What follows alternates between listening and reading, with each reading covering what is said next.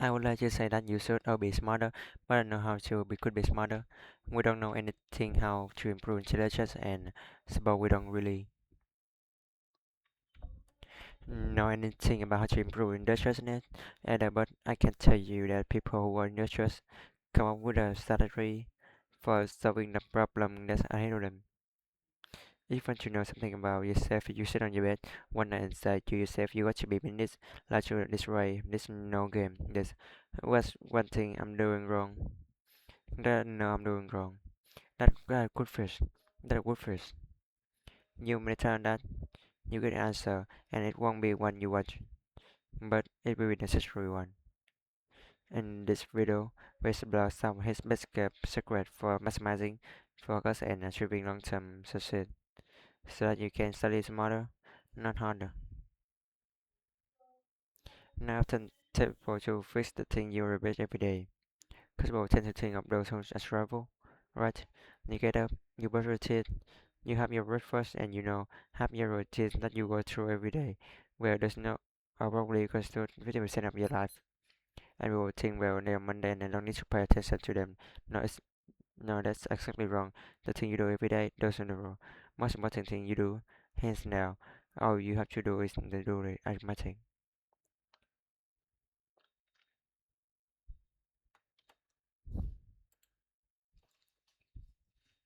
We make an average of 35,000 decisions every single day. Which can eventually lead to decision fatigue, as that mental overload that can impair a person's ability to continue making decisions. As by psychologist Dr. Lisa Mann explained, the more decision you have to know what make the more fatigue you develop and the more difficult it can become. This mental exhaustion can lead to poor choices, procrastination, or even a tendency to avoid this decision altogether. One effective way to reduce decision fatigue is by simplifying daily routine instead of blending meal in advance, maintaining a consistent wardrobe, or establishing structural habits. Additionally, breaking down complex choices into smaller, measurable steps can make decision making feel less overwhelming. Habit individual could set mental energy for more important tasks. I can tell you that people who are industrious come up with a strategy for solving the problem that help them, and then they do whatever they can to stick to the strategy so that excellent. Example, if you sat down today or tomorrow for a couple of hours, 3 hours, you fill in a Google Calendar, whatever you happen to use with a strategy for studying, and a list of when all your assignments are due and all that. When you going to sit down and study, then you won't be in a position where you cram for 10 hours a day, absolutely right before no one important exam. It's also a very ineffective way of studying by the misaffortable who cram for 10 hours. They study for 10 hours, but they are really wake up because I can study for 10 hours. I don't have the power of concentration that will enable me to do that for a long period of time. I can manage about 3 hours of intense intellectual activity before I'm ready then. A study group in frontiers in human neuroscience found that by learning, we study sessions are spread over time can be twice as effective as smart learning. This role enhances memory retention and recall by encoding information into long-term memory. Research consistently show that students who spend out their study perform better on assessment taken weeks later compared to those who cram. In addition to by learning, getting enough sleep plays a crucial role in learning and memory. According to the Sleep Foundation, sleep deprivation hinders the brain ability to create new pathways for recently learned information, making it harder to retain knowledge. And it also the case that if you study and then sleep and then study and then sleep and then study and then sleep, you stay down, then you are much more likely to remember. It is so much more likely that you are much more likely to remember if you try to recall the material, and so highlighting in that sort of thing isn't very useful, but reading closing the book, summarizing what you read without opening that book, that's useful. And the reason for that reason is you were practicing remembering, and that's what you have to practice. If you're practicing memorization, you have to practice remembering. You don't just go over anything you over.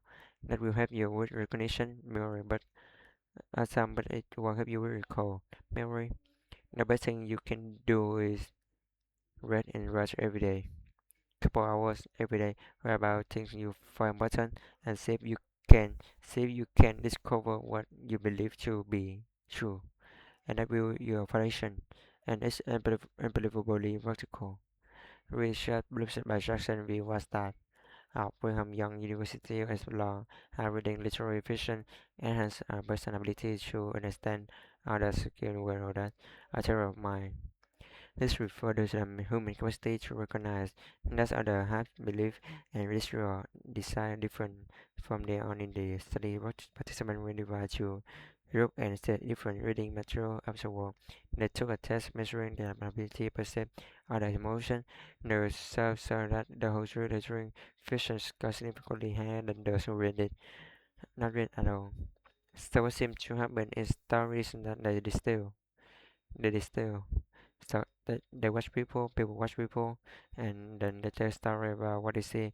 But they live a lot of hours. Those story, everything that's boring, hopefully. And then more and more story about certain knowledge or certain things get solved or upgraded when maybe a writer come along and write something really interesting with writer set formations, and then you say, well, that's fiction, and you say, well, that's not true because it's fiction. But then maybe that's not right. Maybe it's more than true. Because who wants the truth? The truth is mundane reality, and you already got as matter. What you got, one is the distillation of interesting experiences, and you might think, well, already interesting, well, the answer is you don't know.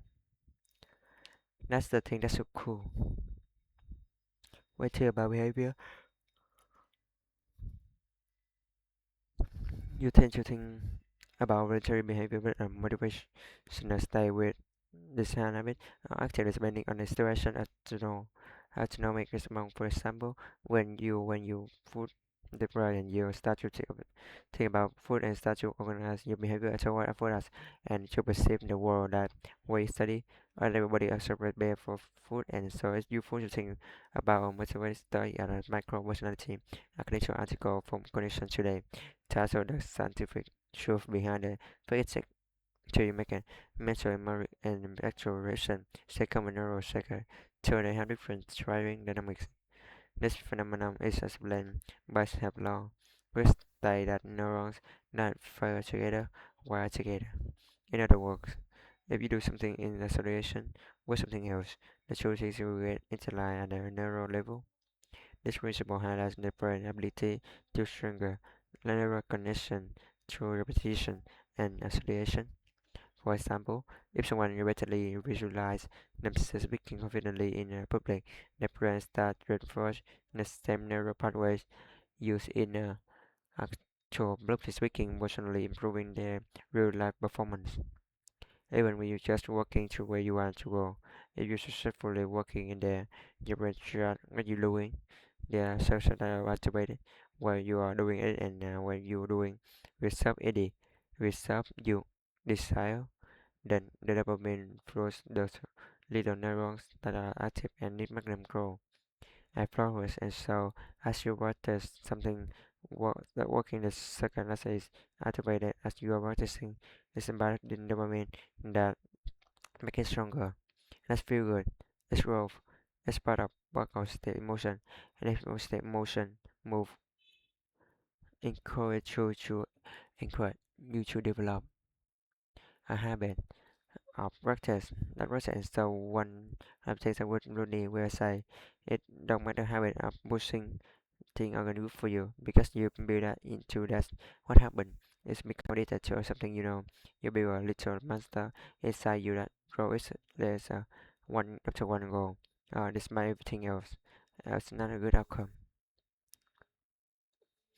In order to withstand suffering, let's say Eli has to set some meaning. Okay, well, what does it mean? A bunch of things. It means that part of way to have overcoming suffering is by making the suffering into something meaningful. And I don't mean that metaphorically, I mean it technically. You make it a mistake, it costs you suffering, you learn up something about. You don't make the mistake again. And I started as bishop working with children and should be a participant researcher. For that, those encouraged to embrace discomfort, feel create a sense of achievement and were more likely to include investigationally into their daily life compared to those who simply successful focus on the task. Persevering negative experience as a self or success is particularly motivating when we step a veteran or delay and discomfort is immediate. This allows a suffering and is likewise let something goes you wrong. Who cares? Let's make you suffer. Who cares? So you know if you run our little scheme the little action button you do it. But if you are if you are choose your opportunity and quiet and what is that? It's you don't know what you don't know where you are and you don't know what you are doing.